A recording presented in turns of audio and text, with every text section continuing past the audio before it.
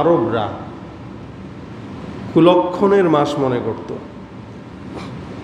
কিছু কিছু জিনিসকে আরবে রসুল করিম সাল্লাল্লাহু আলাইহি ওয়াসাল্লাম আসার আগে এই বিষয়গুলোকে কুসংস্কার ছিল, কিছু কিছু বিষয়ের কুলক্ষণ ছিল। এর ভিতরে একটি কুলক্ষণ ছিল, যারা আরবি সফর মাসকে কুলক্ষণ মনে করত। এই মাসে কোনো বিয়ে শাদী দেওয়া, এই মাসে কোনো জায়গায় সফরে বের হওয়া, এটাকে তারা মনে করত লক্ষণ ভালো হবে না। এর ভিতরে অনেক কিছু তাদের ভিতরে ছিল, যেমন তারা, আমাদের দেশেও এই সমস্ত কিছু কুলক্ষণ আছে। এর ভিতরে আরবেরা যেটা করত, কোনো জায়গায় সফরে বের হলে পাখি ছেড়ে দিত। পাখি যদি ডান দিকে যেত, এরা মনে করত লক্ষণ ভালো। পাখি যদি বামে যেত, এরা মনে করত লক্ষণ খারাপ। পাখির মাধ্যমে লক্ষণ নির্ধারণ করা, এটা জাহেলি জামানায় ছিল। পাশাপাশি আরেকটি বিষয়ে তারা যেটা করত, তীর নিক্ষেপ করে লক্ষ্য নির্ধারণ করত। আবার কখনো কখনো আসমানের তারকা দেখে নিজেদের লক্ষ্য নির্ধারণ করত। এরা মনে করত এই তারকা উঠা মানে বৃষ্টি আসবে, এই তারকা উঠা মানে মেঘ আসবে। এরকম কিছু কুসংস্কার, কুলক্ষণ তারা নিজেদের মনের ভিতরে লালন করত জাহিলি জামানায় রসুল আসার আগে। সেই থেকে আজ পর্যন্ত কিছু মানুষের এরকম ধারণা আমাদের দেশে, যে বাহিরে বের হচ্ছে তো দরজার কপাটে কাপড় লেগে একটু টান খেয়েছে, তো মা বলতেছে আজকে আর বের হওয়া দরকার নেই। কেন? যে আজকে লক্ষণ ভালো না, যেহেতু বের হতে যেই তোমাকে একটা আটকে দিয়েছে। এই কুলক্ষণটা আমাদের সমাজে খুব বেশি প্রচলিত, এবং ঢাকা শহরের চেয়ে গ্রাম দেশে বেশি। পাশাপাশি গ্রাম দেশে আরেকটা বিষয় আছে, যদি দা অথবা কাঁচি এগুলোকে কেউ উপর দিয়ে যায়, মনে করে এটা কুলক্ষণ। অথবা ঝাড়ু দিচ্ছে তো গায়ে ঝাড়ু লাগলো, হ্যাঁ হ্যাঁ হ্যাঁ কুলক্ষণ হয়ে গেল। তো এই বিষয়গুলো সমাজে বহু প্রচলিত, আমাদের দেশেও এগুলো আছে। এছাড়া অনেক কিছু, এই মাসে বিয়ে দেওয়া যাবে না, ওই সময় বিয়ে দেওয়া যাবে না, এই সময় এই করা যাবে না, সেই সময় চন্দ্রগ্রহণ এই করা যাবে না, সেই করা যাবে না, নানান কুলক্ষণ কুসংস্কার আমাদের দেশে প্রচলিত আছে। বাকি এগুলোর সাথে রাসূল করিম সাল্লাল্লাহু আলাইহি ওয়াসাল্লাম হাদিসের সাথে এক বিন্দু পরিমাণে কোনো সম্পর্ক নেই। কেউ যদি মনে করে আছে, সে গোমরাহ করলো, সে শিরিক করলো। কারণ প্রত্যেকটা জিনিসের ভালো এবং মন্দ করার ক্ষমতা তো একমাত্র আল্লাহর কাছে। এখন আপনি এই জিনিসে যাওয়া, অমুক জায়গায় খাওয়া, অমুক কিছু করা, এটাকে যখন আপনি লক্ষণ হিসেবে নির্ধারণ করবেন, তখন তো আল্লাহর উপরে আস্থা আপনার কমে গেল। মানে আল্লাহ পাক এটা করার ক্ষমতা রাখে, এটা করার আল্লাহ পাকের ইচ্ছাধীন। এটা আপনি ওইটাকে আল্লাহর থেকে বের করে নিয়ে আপনি সময়ের সাথে মিলাই দিলেন, তো এটা আল্লাহকে বাদ দিয়ে অন্য কোনো কিছুর সঙ্গে শরিক করা হয়ে গেল। এই জন্য স্পষ্ট রাসূল করিম সাল্লাল্লাহু আলাইহি ওয়াসাল্লাম বলেন, আদোয়া তিয়ার এগুলো হচ্ছে সব শিরিক। মানে আমাদের দেশে যখন করোনা প্রথম আসে, তখন অসংখ্য মানুষ শিরিকে ডুবে গিয়েছিল। অসংখ্য মুসলমান, নামাজি, কালামি, এরা কাছে যাস না, করোনা ধরবে। আরে কাছে গেলে সমস্যা কি? মসজিদেও এসেও এ সমস্ত কাজ করছে। নামাজ পড়তে আসছে, কাশি দিছে কেন? এর দিকে আট চোখে তাকাইতেছে। কাশি তো আসতেই পারে, তো বেচারা কি করবে কাশি আসলে? এখন কাশিও দিতে পারবে না, হাঁচিও দিতে পারবে না। হাঁচি তো সারা বছর এমনি মানুষের আসতে পারে। একটা মানুষের নাকে খোঁচা দিবেন, হাসি চলে আসবে। এখন সে হাসছে বলেই, সে কাশছে বলেই যে তার করোনা, আর তার পাশে আপনি দাঁড়াইছেন বলেই যে আপনার করোনা হয়ে যাবে, বিষয়টা তো এরকম না। এই জন্য রাসূল করিম সাল্লাল্লাহু আলাইহি ওয়াসাল্লাম বলেন, লা আদওয়া, ছোঁয়াছুঁই বলতে কোনো কিছু না, এটা কুসংস্কার। যদিও আমরা এটাকে ছোঁয়াছুঁই রোগ হিসেবেই গণ্য করি এবং সরকারিভাবে এটাকে এভাবেই প্রচারিত করা হয়েছে যে ঘেঁষা যাবে না, কাছাকাছি করা যাবে না, দূরত্ব বজায় রাখতে হবে। এটা হচ্ছে না জানার কারণে। কারণ হাদিস শরীফে রাসূল করিম সাল্লাল্লাহু আলাইহি ওয়াসাল্লাম এটাও বলেছেন, কেউ যদি মনে করে ছোঁয়াছুঁয়ি রোগ বলতে কিছু আছে, তাহলে সর্বপ্রথম যেই লোকটার এই রোগ হলো ওকে দিল কে? ওকে তো একমাত্র আল্লাহই দিয়েছে। তা আল্লাহ যদি তাকে রোগ দিতে পারে, তা আল্লাহ তো চাইলে তার থেকে নিতেও পারে। তো সুতরাং রাসূল করিম সাল্লাল্লাহু আলাইহি ওয়াসাল্লাম স্পষ্ট এগুলো বলে দেন। যখন নাকি আরবের ভিতরে ওপেন এই সমস্ত বিষয়গুলো চলতেছে, আল্লাহ পাক রব্বুল আলামিন রাসূল করিম সাল্লাল্লাহু আলাইহি ওয়াসাল্লামকে যে কয়েকটি বিষয় দিয়ে পাঠিয়েছেন, এর ভিতরে অন্যতম একটি বিষয় হলো তাজকিয়াতুন নফস। মানুষের আত্মার শুদ্ধি করবে, এটা রাসূলের কাজ। যে আত্মাগুলো গুনাহে জর্জরিত, শিরিকে জর্জরিত। আর জুলমু জুলমাতুন, জুলুম এটা অন্ধকার, শিরিক এটা অন্ধকার। এই অন্ধকারকে দূর করার জন্য আল্লাহর হাবিব সাল্লাল্লাহু আলাইহি সাল্লামের আগমন দুনিয়াতে ঘটেছে। এটাকে তাজকিয়া, নফসের আত্মশুদ্ধি করাকে তাজকিয়াতুন নফস বলে। আমরা আমাদের তাজকিয়াতুন নফসের জন্য বিভিন্ন ওলামা একরামের কাছে যাই, বুজুর্গদের কাছে যাই, আমাদের তাজকিয়াতুন নফস প্রয়োজন। এই জন্য আল্লাহ পাক রব্বুল আলামিন কোরআন শরীফে ক্বাদ আফলাহা মান যাক্কাহা, সফল সে হয়ে গেছে যে নাকি নিজেকে পবিত্র করে ফেলছে। যার নফস পবিত্র হয়ে গেছে সে সফল। এই নফস পবিত্র করার ডাক্তার তবিব হচ্ছে রাসূল করিম সাল্লাল্লাহু আলাইহি সাল্লাম। সারা দুনিয়ার মারিজ যারা ছিল আগের কালের জামানায় এখন পর্যন্ত, সমস্ত মারাজাতের, সমস্ত অসুস্থতার, আত্মিক রোগের একমাত্র তবিব, একমাত্র ডাক্তার, একমাত্র হাকিম মুহাম্মদুর রাসূলুল্লাহ সাল্লাল্লাহু আলাইহি ওয়াসাল্লাম। যত কাজ উনি নিয়ে এসছেন, সব কাজের ভিতরে ইহাও একটি কাজ যে তাজকিয়াতুন নফস। রাসূল এই তাজকিয়াতুন নফসের ব্যাপারে কথা বলে গেছেন। আল্লাহর হাবিব যখন দুনিয়াতে আসলেন, এসে দেখলেন আরে কি শুরু করছে এগুলো। এখানে তারকার দিকে তাকায় বৃষ্টি আসবে কি আসবে না এটা নির্ধারণ করে, পাখি উড়ায় দিয়ে তারপরে সফরে যাওয়ার দিন নির্ধারণ করে, এগুলো কি আজীব।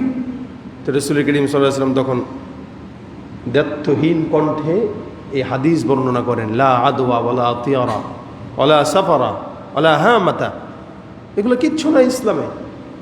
পেঁচার ডাক শুনলে মনে করে কুলক্ষণ। আরে কিসের পেঁচার ডাক কুলক্ষণ? কুকুর ঘেউ ঘেউ করে মনে হয় কি হয়েছে। প্লেট খাবার দিতে গেছে, মেহমান আসছে, চামচ একটা পড়ে গেছে অথবা কিছু একটা বাটি ভেঙে গেছে, ইন্নালিল্লাহ, আজকে কুলক্ষণ। হয় না এগুলা? আপনাদের ঘরেও হয়?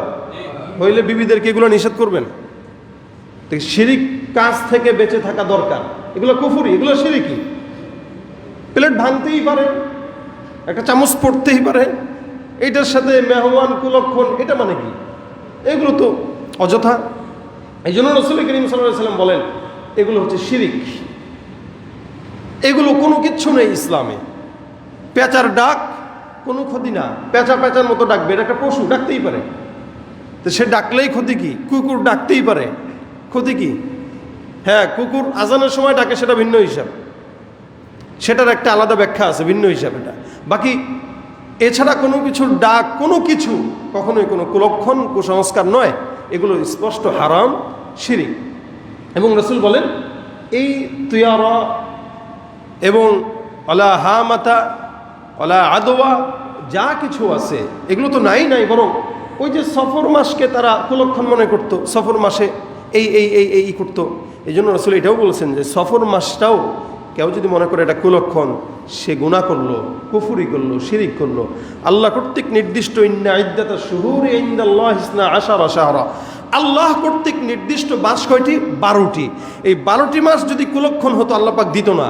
কোনো একটা মাস যদি কুলক্ষণ হতো আল্লাহ পাক ওই মাসটাকে ক্যান্সেল করতো। যেহেতু আল্লাহ কর্তৃক নির্দিষ্ট মাস 12টি, এই 12টির ভিতরেই আল্লাহ পাক বান্দার জন্য কি রেখেছেন? কল্যাণ আর বরকত রেখেছেন। এই জন্য কোনো মাস কুলক্ষণ হতে পারে না। যারা দাবি করে, যারা মনে করে, আল্লাহ তাদেরকে হেদায়েত দান করুক, বলেন আমিন। অনেক সময় আমরা এটাও মনে করি যে এই কার মুখ দেখে উঠলাম আজকে, ব্যবসা আজকে বরকত হইল না, ঘুম থেকে উঠে কার মুখ দেখছিলাম, ঝগড়া লাগলো বিবির সাথে। হ্যাঁ, এই সমস্ত বিষয়ে এ নিয়ে মজার একটা ঘটনা আছে। এক বাদশাহ, ওনার এক গোলাম ছিল। এই গোলাম অসুস্থ ছিল, বাদশাহ একদিন গোলামকে দেখে ডাক দিয়ে বলতেছে, এই তুই যদি আমার সামনে কোনোদিন পড়স তাহলে সেদিন সারাদিন তুই শাস্তি পাবি। বলে কেন? তুই অলক্ষণ, কুলক্ষণ, তোর মুখ দেখা মানে আমার সারাদিন নষ্ট হওয়া, তুই আমার চোখের সামনে পড়বি না। তো এরকম আদেশ আমাদের এই বর্তমান সময়েও চলে, তোর মুখ যেন না দেখি সকালে। এই বাদশাহ এখন স্পষ্টভাবে নিষেধ করে দিছে। করার পরে কিছুদিন পরে এই বেচারা তো খুব গোপনে গোপনে থাকে যে যদি বাদশার সামনে পড়ি তো ঝামেলা আছে, যেহেতু বাদশাহ নিষেধ করছে। এখন একদিন চিন্তা করলো যে দেখি আজকে পড়লে কি হয়। তা বেচারা ইচ্ছাকৃতভাবে বাদশার সামনে যায়, এক কোনার দিকে একটু তাকিয়ে আছে, একদিকে আলাদা। বাদশাহ তো তাকে দেখে ফেলছে। বাদশাহ দেখার পরে বাদশাহ বলতেছে, এই তোকে না সামনে পড়তে মানা করছি, এরপরে তুই সামনে পড়লি। হ্যাঁ ধরো এটাকে, বাঁধো, মেয়েদের আজকে সারাদিন পিটাবা। সারাদিন তাকে পিটাইলো। পিটানোর পরে যখন বাদশার সামনে আনলো, রাত্রেবেলা এই গোলাম একটু সাহসিকতার সাথে ডাক দিয়া বলতেছে, বাদশাহ সারাটা দিন যে মানে মারলেন, কি কারণে বলেন? তুই অলক্ষণ, তুই আমার সামনে পড়ছস তো আমার দিন খারাপ যায়। এই যে আজকে সারাটা দিন আমি যেটা যদি কথা বলি তাহলে তো আপনি রাগ করবেন। বলে বল, কি বলবি? আজকে সকালবেলা আপনি আমারে দেখছেন, আমিও আপনারে দেখছি। আপনি তো বাদশাহ হিসেবে সারাদিন আনন্দ উল্লাসী করলেন, কিন্তু আপনার চেহারা দেখার কারণে আমার সারাটা দিন নষ্ট, পিটান খাইতে খেতে গেল। কি ঠিক না? বাদশাহ বলে, কিরে, কথা তো বাস্তব। আপনার চেহারা দেখছি আমি, পিটান খাইলাম আমি, তার তো কুলক্ষণ তো আপনি, আমি না। আমার চেহারা দেখার দ্বারা তোকে আপনারা পিটাইলো না, কিন্তু আমারও তো পিটান খাইতে হলো সারাদিন। তা লক্ষণটা ভালো কার, আপনার না আমার? আমারই তো ভালো। কয় তাহলে আপনি কুলক্ষণের দোষ দিতেছেন? এই হলো অবস্থা। এই জন্য কোনো কুলক্ষণ নাই, অলক্ষণ, কুলক্ষণ, কুসংস্কার ইসলাম এগুলোকে সাপোর্ট করে না। এবং কেউ যদি এগুলো মানে এবং বিশ্বাস করে, এটা শিরকি হবে। একটা হচ্ছে প্রচলন, যে এটা আমাদের বাপ দাদারা বলে আসছে, শুনে আসছি, তো বাস শুনলাম এতটুকুই, কিন্তু বিশ্বাস করা যাবে না। আল্লাহ পাক রব্বুল আলামিন এই কারণেই বলেন, ক্বালু ইন্না তাতায়্যারনা বিকুম লা ইন লাম তামতাহু লানারজুমান্নাকুম ওয়া লা ইয়ামাসসান্নাকুম মিন্না আযাবুন আলীম। ক্বালু তায়িরুকুম মাআকুম আইন যুক্কিরতুম বাল আনতুম কওমুম মুসরিফুন। মানুষের কাছে যত বিপদ আল্লাহ পাক রব্বুল আলামিন দেয়, সব বিপদ, বান্দার গুনাহ, বান্দার বদ আখলাক, বান্দার বদ চরিত্র, বান্দার জাহেরি, প্রকাশ্যে অপ্রকাশ্যে বাতিনি, সব গুনাহের কারণে আল্লাহ পাক কুলক্ষণ দেয়, আযাব দেয়। আর এটাকে বান্দারা মনে করে কুলক্ষণ। এই হাদিসের এই আয়াতের ব্যাখ্যায় রাসূল করিম সাল্লাল্লাহু আলাইহি ওয়াসাল্লাম সহ আল্লাহ পাক রব্বুল আলামিন বান্দাদেরকে জানায় দেয়, ক্বালু ইন্না তাতায়্যারনা বিকুম লা ইন লাম তানতাহু লানারজুমান্নাকুম ওয়া লা ইয়ামাসসান্নাকুম মিন্না আযাবুন আলীম। মুফাসসিরিন ইকরাম বলেন, বহু আগের জামানায় তিনজন রাসূলকে রব্বুল আলামিন দুনিয়ার জমিনে প্রেরণ করেছেন। একজনের নাম সাদুক, আরেকজনের নাম সাদিক, আরেকজনের নাম শামউন। কেউ কেউ বলেন তারা নবী ছিল না, তারা ওলি ছিল। মুফাসসিরিন ইকরাম ঘটনা উল্লেখ করেন সূরা ইয়াসিনের এই আয়াতের টিকার ভিতরে ঘটনা। তিনজন রাসূলকে যখন আল্লাহ পাক রব্বুল আলামিন কোনো একটা এলাকায়, শামের আনতাকিয়া এলাকায় প্রেরণ করলেন, ওই জায়গায় যাওয়ার পর এই তিনজনের দায়িত্ব ছিল একমাত্র দ্বীনের পথে বান্দাদেরকে আল্লাহর রাস্তায় ডাকা। বান্দারা ওই আনতাকিয়া শহরের ভিতরে যে আল্লাহ পাক রব্বুল আলামিনের কাছে বান্দাকে ডাকতেছেন, তোমরা আল্লাহ পাক রব্বুল আলামিনের প্রতি ঈমান নিয়ে আসো, নইলে আল্লাহ পাক রব্বুল আলামিন গজব দিবে, আযাব দিবে। বারবার যখন বান্দারা আল্লাহ পাক রব্বুল আলামিনের দিকে অন্যান্য মানুষকে ডাকে, রাসূলদের কাজই ছিল মানুষকে দ্বীনের পথে দাওয়াত দেওয়া। যখন নাকি তিনজন রাসূল হাজারো হাজার উম্মতদেরকে, বান্দাদেরকে আল্লাহ পাক রব্বুল আলামিনের রাস্তায় যখন বারবার ডাকে, একজন বান্দাও তার ডাকে সাড়া দেয় নাই। মুফাসসিরিনরা বলেন, হাবিব নাজ্জার নামে একজন ব্যক্তি, যেই ব্যক্তিটা কেবল ওই তিনজনের ডাকে সাড়া দিয়ে কালেমা পাঠ করে ঈমানদার হয়েছে। এই হাবিব নাজ্জার তখন তাদের পথে পথে তাদের সফর সঙ্গী হিসেবে ছিল। সারা আনতাকিয়ার মানুষগুলো দেখলো আরে আমাদের ভিতরে ফিতনা ছড়ানোর ভিতরে 3 জন মানুষ কোত্থেকে যেন আসছে, বাকি এই 3 জন মানুষ অন্য কোনো জায়গা থেকে আসে নাই, তাদেরকে প্রেরণ করেছেন আল্লাহ। তারা আল্লাহ পাক রব্বুল আলামিনের আদেশ পেয়ে এই জায়গায় এসে দ্বীনের দাওয়াত দেয়। শুধুমাত্র তারা কেন, আদম পয়গম্বর থেকে মুহাম্মদুর রাসূলুল্লাহ সাল্লাল্লাহু আলাইহি ওয়াসাল্লাম পর্যন্ত যত নবী রাসূলরা আসছে, সমস্ত নবী রাসূলরা একমাত্র আল্লাহ পাকের জমিনে আল্লাহর বিজয় পালন করার জন্য, আল্লাহর আদেশ কায়েম করার জন্য দুনিয়ার জিন্দেগিতে দ্বীনের দাওয়াত দিয়ে গেছেন। এই 3 জন রাসূল ঠিক তেমনভাবে দ্বীনের দাওয়াত দেয়। সারা দুনিয়ার ভিতরে একটা মানুষ তাদেরকে মানে না, আন্তাকিয়া শহরের ভিতরে, কিন্তু হাবিব নাজ্জার নামক লোক ব্যক্তিটা তাকে মানল। মানার সঙ্গে সঙ্গে তাদের সাথে আছে। এমন সময় আল্লাহ পাক রব্বুল আলামিনের তরফ থেকে গজব আসবে। হঠাৎ করে একটা রোগ ধরা দিল, দুর্ভিক্ষ ধরা দিয়া দিল। এই এলাকার সমস্ত মানুষগুলো চিন্তা করলো, আরে এই 3 জনের কারণে আমাদের ভিতরে এই জায়গায় দুর্ভিক্ষ আসছে। এতদিন পর্যন্ত দুর্ভিক্ষ নাই, এখন যখন দুর্ভিক্ষ আসা শুরু হয়ে গেল, দোষ দিল রসুলের উপর। রসুলরা তো আল্লাহ পাক রব্বুল আলামিনের পথেই তাদেরকে ডাক দেয়, তারা ডাকে শুনে না, শুনে না, মাঝে মাঝে বকাও দেয়, গালিও দেয়, বালুও মারে। আল্লাহ পাক রব্বুল আলামিন রাগ করলেন, কারণ যখন পয়গম্বরদের কথা উম্মতরা শুনে না, রব্বুল আলামিন তার তরফ থেকে আযাব দেয়, বান্দার প্রতি গজব দেয়, বান্দাকে বিশ্বাস স্থাপন করায়। বান্দারা যে আল্লাহর সমস্ত নিদর্শনকে তোমরা অমান্য করতেছো, ওই আল্লাহ পাক রব্বুল আলামিনের গজবতী সন্নিকটে দেখা যায়। তাকায় দেখো, হাজারো হাজারো রাসূল পয়গম্বররা দুনিয়ার জিন্দেগি থেকে অতিবাহিত হয়ে গেছে। মুহাম্মদুর রাসূলুল্লাহ সাল্লাল্লাহু আলাইহি ওয়াসাল্লাম ছাড়া এমন কোন নবী নাই যেই নবীর উম্মতদেরকে আল্লাহ পাক গজব দিয়া ধ্বংস করেন নাই। শুধুমাত্র আপনার আমার নবী পয়গম্বরের উম্মত হিসেবে আল্লাহ পাক আজও পর্যন্ত কোটি কোটি গুনাহ করা সত্ত্বেও আমাদেরকে ধ্বংস করেন না। সুবহানাল্লাহ। এটা রাসূলের বরকত আর শেষ নবীর উম্মত হওয়ার বরকত। আলহামদুলিল্লাহ, আল্লাহ পাক আমাদেরকে আখেরি উম্মত বানাইছেন। অন্যান্য জামানায় রাসূলরা যখন দাওয়াত দিত আর না মানতো, আসমানের ভিতরে কালো মেঘ, সমস্ত উম্মতরা তাকায় তাকায় দেখতো কালো মেঘগুলো দুনিয়ার জিন্দেগিতে আসার জন্য এরকম ভাবে আসমানে তাকায় আছে। কেউ কেউ মনে করতো এগুলো এমনি, কেউ কেউ মনে করতো এগুলো কুলক্ষণ, কেউ কেউ মনে করতো এই রাসূলদের জন্য আল্লাহ গজব পাঠাইতেছেন। তারাও কিন্তু বিশ্বাস করতো আল্লাহ আছে, মাগার আল্লাহর সঙ্গে শরীক করে ফেলতো। তারাও কিন্তু বিশ্বাস করতো আল্লাহ এক, মাগার ভাগ্য নির্ধারণের চাবিকাঠি তারা আসমানের তারকাকে বিশ্বাস করত।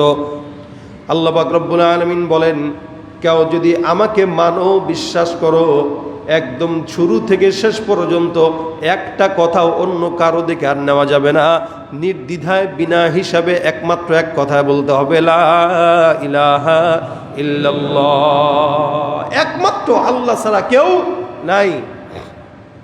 রাসূলুল্লাহ দাওয়াত দেয় দ্বীনের পথে, এরা মানে তো মানে না, আবার উল্টাপাল্টা কথাও বলে। আল্লাহ পাক রব্বুল আলামিন দেখেন, আল্লাহ মনে মনে বলেন, আমি আমার মেহমানদেরকে পাঠাইলাম, তোমরা আমার মেহমানদেরকে অপমান করার ফল অবশ্যই ভোগ করা লাগবে।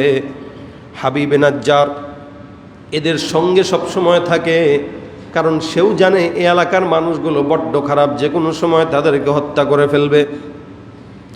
হঠাৎ করে যখন তারা একদিন দেখলো দুর্ভিক্ষ দিন দিন বাড়তেছে, একদিন চিন্তা করলো 3 জন রাসূলকেই তারা পস্তার আঘাতে, পাথরের আঘাতে নিক্ষিপ্ত করে মারবে, হত্যা করবে। এমন সময় হাবিবে নাজ্জার সামনে চলে আসলো। আসার পরে ডাক দিয়ে বলে, ভাইরা আমার, আল্লাহ পাক একজন সত্য, একজন আল্লাহ আছে, তোমরা আল্লাহকে বিশ্বাস করো। এরা যে আল্লাহর পয়গম্বর রাসূল, তাদেরকেও বিশ্বাস করো, তোমরা বোকামি করো না। তারা এই কথা বলার কারণে হাবিবে নাজ্জারকেও সঙ্গে সঙ্গে পাথর দিয়া শাহাদাত বরণ করায় দিছেন।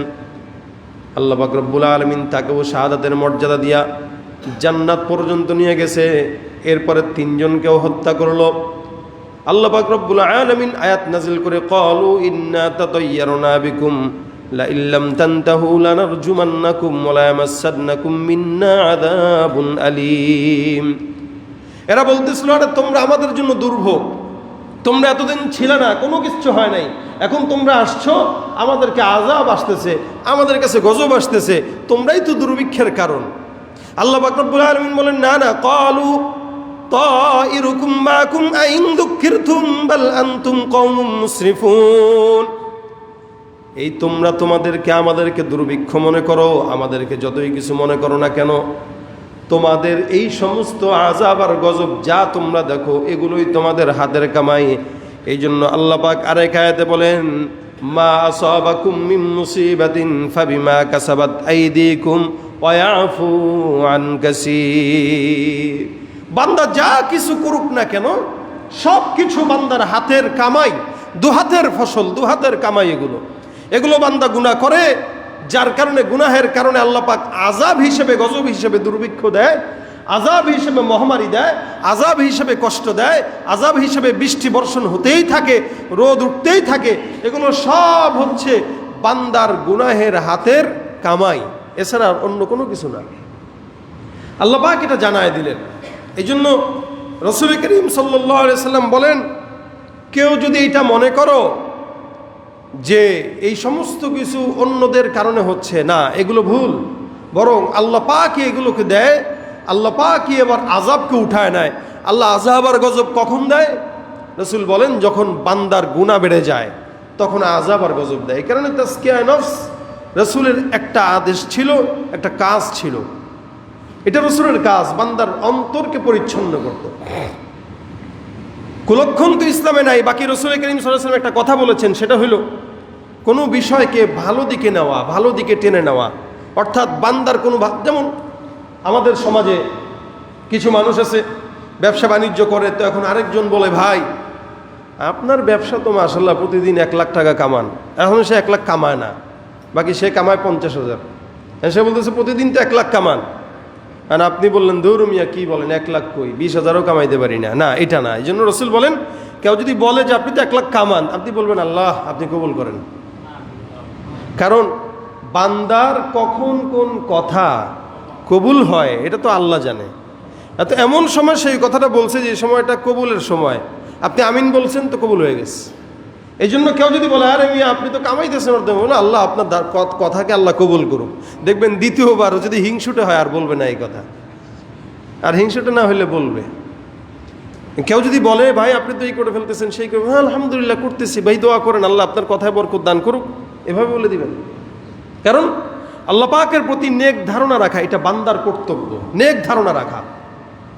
রাসূল করিম সাল্লাল্লাহু আলাইহি ওয়াসাল্লাম যখন মক্কা থেকে মদিনায় যায়, তো মক্কার ইয়াহুদি নাসারারা ঘোষণা করেছিল, যদি কেউ মুহাম্মদ রাসূলুল্লাহকে ধরতে পারে পুরস্কার কি বলেন তো? কেউ জানেন এটা কি পুরস্কার? 100 লাল উট। যদি রাসূল করিম সাল্লাল্লাহু আলাইহি ওয়াসাল্লামকে কেউ ধরতে পারে, তাহলে মক্কার কাফেররা ঘোষণা করছে 100 লাল উট দিবে। 100 লাল উট মানে বর্তমানে 100টা মার্সিডিজ বেঞ্জ গাড়ি অথবা BMW গাড়ি। তো এইটা তো আমাদের দেশে যদি কাউকে বলে মুসলমান, 100টা দরকার নাই, 1 লক্ষ টাকার কথা বললেও আমরা এখানে শেষ। কারণ আমরা টাকার কাছে যতটা সহজে গোলাম হই, এতটা সহজে অন্য কোনো জাতি গোলাম হয় কিনা এটা জানা নাই, আমরা বেশি হই। আল্লাহ আমাদের হেফাজত করুক, বলেন আমিন। রাসূল করিম সাল্লাল্লাহু আলাইহি ওয়াসাল্লামকে 100 উট পাবে এই আশায় এক সাহাবী চলে গেল, বুরাইদা রাদিয়াল্লাহু তাআলা আনহু। তখনও সে মুসলমান হয় নাই। তো উনি পিছন পিছন চলে গেলেন 100 উট পাওয়ার আশায়। তো উনি যখন পিছন পিছন যাচ্ছেন, তা রাসূল করিম সাল্লাল্লাহু আলাইহি ওয়াসাল্লাম টের পেয়ে গেছে। অনেকেই গেছে পায় নাই, কিন্তু বুরাইদা রাসূলকে পেয়ে গেছে। এছাড়াও আরেকজন পাইছে, এর ভিতরে বুরাইদা ছিল একজন।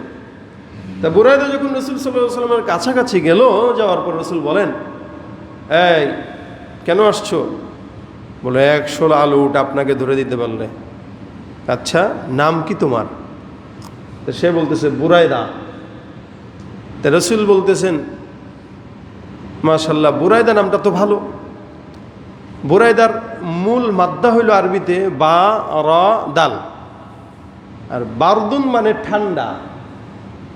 তাই রাসূল করিম সাল্লাল্লাহু আলাইহি ওয়াসাল্লাম এই কথা বলার সাথে সাথেই ওই বুরাইদা রাদিয়াল্লাহু তাআলা আনহুকে বলতেছেন যে বারদা আমরুনা, যে আমাদের বিষয়টা তাহলে সহজ হয়ে গেল, ঠান্ডা হয়ে গেল।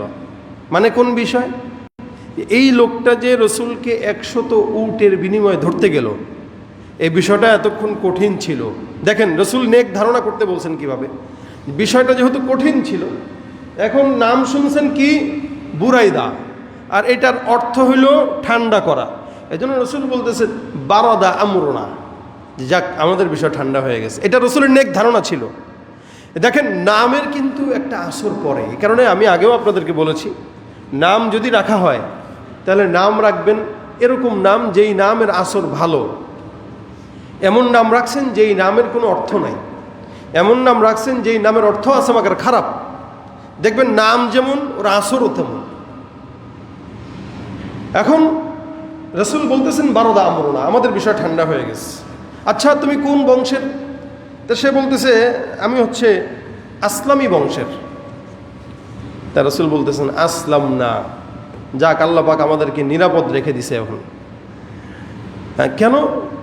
তোমার বংশই তো নিরাপদের বংশ, তা তোমার থেকে কি আল্লাহ ক্ষতি নিবে? আমি আল্লাহর কাছে এই ধারণাই রাখি, আল্লাহ আমাদেরকে নিরাপদ বানায় দিছে। সুবহানাল্লাহ। এবার বলতেছে তুমি কোন গোত্রের, কোন শাখার, মানে আসলামী বংশের গোত্রের কোন শাখা? যেমন আমাদের ভিআইপি এলাকাগুলোয় অমুক ব্লক, এত নম্বর রোড, হ্যাঁ শাখা ব্লক।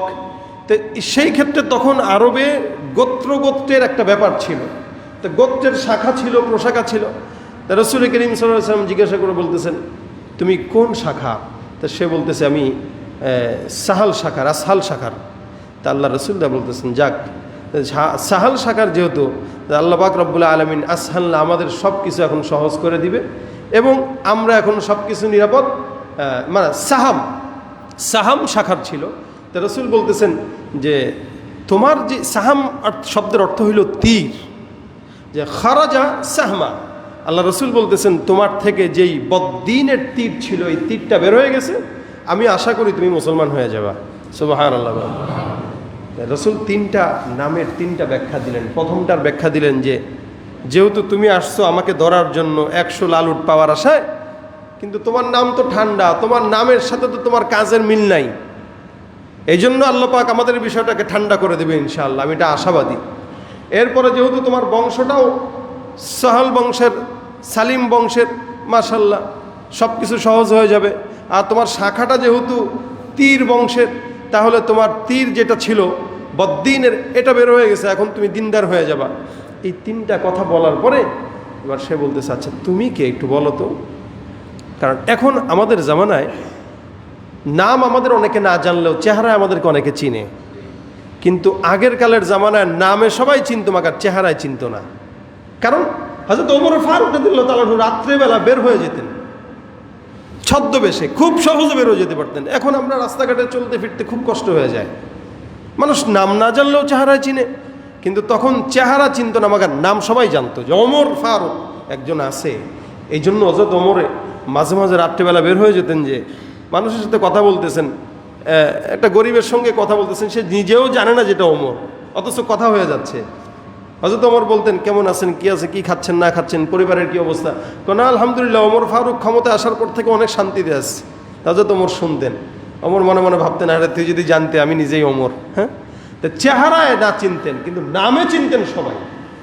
যার কারণে আমাদের খলিফা যারা ছিল, এই খলিফারা সব সময় ছদ্মবেশ ধারণ করে করে মানুষের বাসায় যে সদকা দিয়ে আসতো, জাকাত দিয়ে আসতো, দান সদকা করে আসতো, কারণ তাকে কেউ চিনতো না চেহারায়, মাগার নামে জানতো। আর আমাদেরকে নামে না জানলে চেহারায় চিনে। তো বুরায়দা রাদিয়াল্লাহু তাআলা আনহু চিনে নাই। আপনি কে? আমি তো মুহাম্মদুর রাসূলুল্লাহ সাল্লাল্লাহু আলাইহি ওয়াসাল্লাম। আচ্ছা আপনি, এই জন্যই না আপনাকে ধরতে বলছে? বলে হ্যাঁ। আপনি কি দায়িত্ব নিয়ে আসছেন বলেন? রাসূল করিম সাল্লাল্লাহু আলাইহি ওয়াসাল্লাম বলতেছেন আল্লাহ পাক আমাকে নবী হিসেবে পাঠাইছেন। বাবা তুমি যদি আমাকে মানো, স্বীকার করো, আমি তোমাকে নিশ্চয়তা দিচ্ছি তুমি আমার সাথে জান্নাতে থাকবা। আল্লাহ রসুল কিন্তু আগে নেক ধারণা করে নিছেন। নেক ধারণা আল্লাহর কাছে করা এটা উম্মতের কাজ। এখন বলবেন যে কোনো একটা বিষয় খারাপ ধারণা করতে পারবো না, কিন্তু নেকটা কেমনে করবো? এই খারাপ ধারণা করার চেয়ে নেক ধারণা করা ভালো। কারণ আল্লাহ পাক কোরআনে বলেন ইন্না বা'দা যন্নি ইসমুন, তোমরা ধারণা থেকে বেঁচে থাকো, কারণ অধিকাংশ ধারণাই পাপ, খারাপ যেটা, এই খারাপ ধারণা থেকে বেঁচে থাকার কথা আল্লাহ পাক বলছেন। বাকি নেক ধারণা থেকে বাঁচার কথা রাসূল স্বয়ং স্পষ্ট বলেছেন, যে কোনো মানুষের কথা নেক হিসাবে নিয়ে নাও। একটা মানুষ একটা খারাপ কথা বললেও আপনি মনে করবেন যাক ও ভালোর জন্যই বলছে, তাহলে দেখবেন ঝগড়া আর লাগবে না, তাহলে দেখবেন মারামারিও আর থাকবে না, রেশারেশিও থাকবে না, কষ্টও পাবেন না। কেউ আপনার একটা কথা বললো, দুধ এটা তো অহংকারী, আপনি বলবেন যাক সে এটা বলছে, এটা আমি তাসকিয়াতুন নফস হিসেবে ধরলাম, আল্লাহ আমার অহংকার দূর করে দাও, দেখবেন এটা ভালো হয়ে গেছে। আর যদি আপনি মনে করেন হায় আমার অহংকার বলছে, আমি ওর দেখায় দেবো, আমি ওর এই করবো, তাহলে দেখবেন অশান্তি আপনারও বাড়লো, তারও বাড়লো। এই জন্য ভালো ধারণা করা এটা রসুলের আদেশ, এবং রসুল বলেছেন, শিখিয়েছেন। তা রসুল যখন এই ভালো ধারণার কথা বললেন, এবার এই বুরায়দা রাদিয়াল্লাহু তাআলা আনহু বলতেছেন, আপনি সত্যি আমাকে জান্নাতে নিবেন? বলে হ্যাঁ।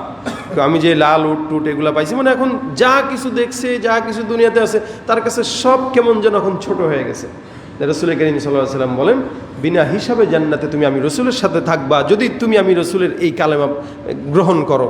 তখন বুরায়দা ডাক দিয়ে বলে, আমি তো ধরতে আসছিলাম লাল উটের আশায়, কিন্তু এখন আমি জান্নাতের আশায় আপনার হাতে হাত রাখলাম, পড়ায় দেন লা ইলাহা ইল্লাল্লাহ মুহাম্মাদুর রাসূলুল্লাহ।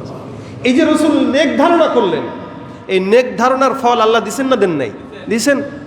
তো সুতরাং রসুল বলেন, এই জন্য কুলক্ষণী ধারণা থেকে বেঁচে থাকো, নেক ধারণা করো। নেক ধারণা এটা বান্দাকে জান্নাতের রাস্তা দেখায়, আর কুলক্ষণের ধারণা, খারাপ ধারণা, ইসমুন ওয়ালা তাজাসসু ওয়ালা ইয়াগতাব বা'দুকুম বা'দা।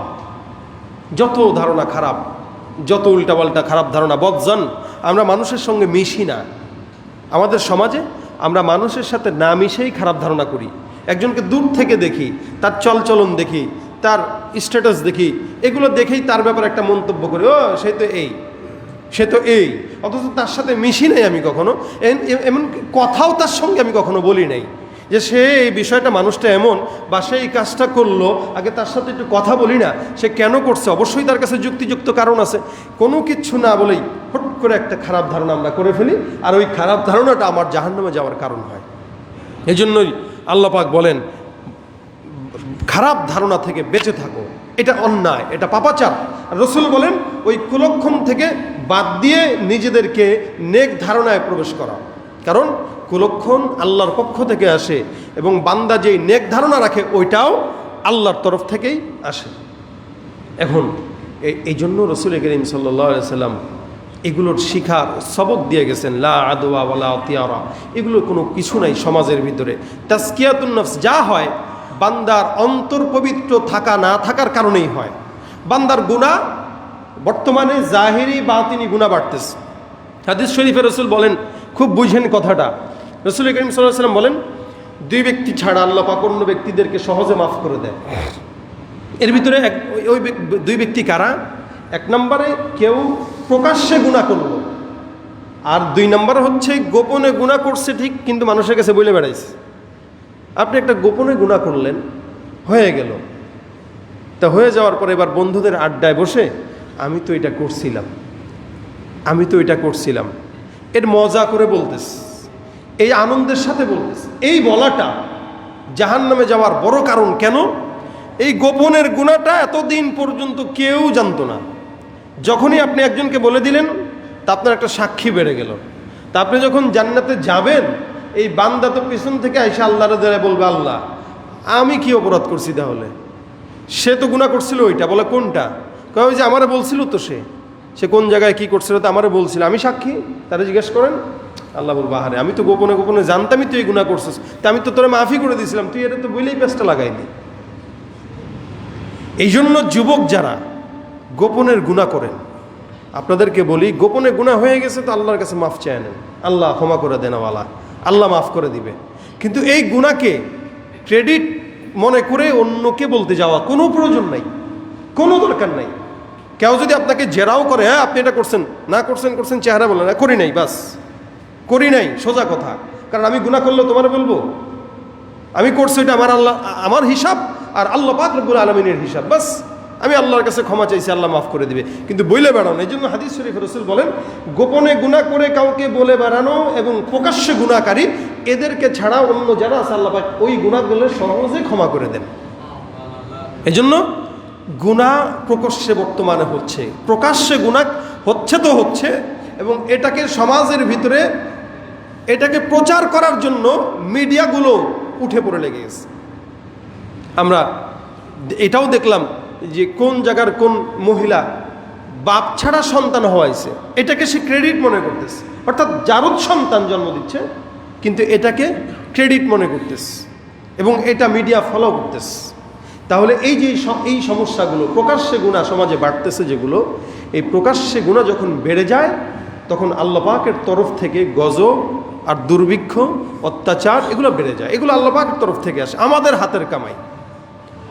গুনাহ প্রকাশ্যে হয়ে যায় গুনাহ, এই জন্য সেই সমস্ত এরিয়াগুলো গুনাহের আকড়া, গুনাহের কারখানা, ওই সমস্ত জায়গায় আমাদের যাওয়া উচিত।